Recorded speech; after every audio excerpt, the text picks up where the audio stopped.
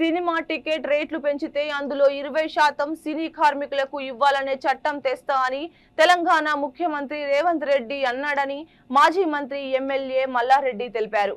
మరి పారిశ్రామిక వాడల భూములను అమ్మితే అందులో కూడా 20% డబ్బులు పారిశ్రామిక కార్మికులకు ఇవ్వాలనే చట్టం కూడా తీసుకురావాలని ఎమ్మెల్యే మల్లారెడ్డి సీఎం రేవంత్ రెడ్డికి సూచించారు. పారిశ్రామిక కార్మికులకు అండగా బీఆర్ఎస్ పార్టీ ఉంటుందని ఆయన తెలిపారు. కార్మికులు ఢిల్లీకి వెళ్లి కొట్లాడడానికి వారి ఖర్చులకు 10 లక్షల రూపాయలు విరాళంగా ఇస్తానని మాజీ మంత్రి ఎమ్మెల్యే మల్లారెడ్డి హామీ ఇచ్చారు. ఇదే మన సీఎం రేవంత్ రెడ్డి గారు జూబ్లీహిల్స్లో ఎలక్షన్లో ఒక మాట చెప్పిండు సినీ కార్మికుల దగ్గరకు వచ్చి, ఎవడైతే టికెట్ సినిమాకు పెంచుకుంటాడో వాళ్ళకు 20% కార్మికులకు సినీ కార్మికులకు ఇవ్వాలన్నాడు. మరి ఈడ కూడా అదే చట్టం తీసుకురా.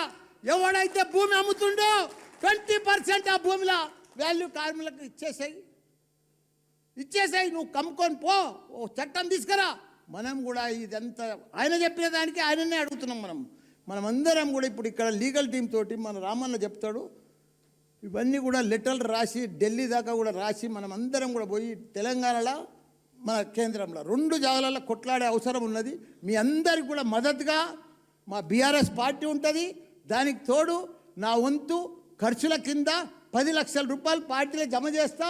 మీకు యుద్ధం ఢిల్లీ పోతుంది కానీ ఈడ కానీ దేనికైనా సరే నేను 10 లక్షలు ఇస్తా. మిగతా డబ్బులన్నీ కూడా మా బీఆర్ఎస్ పార్టీ పెడుతుంది, మీకు అండగా ఉంటుంది. అన్ని రకాల కూడా ఆదుకుంటాం.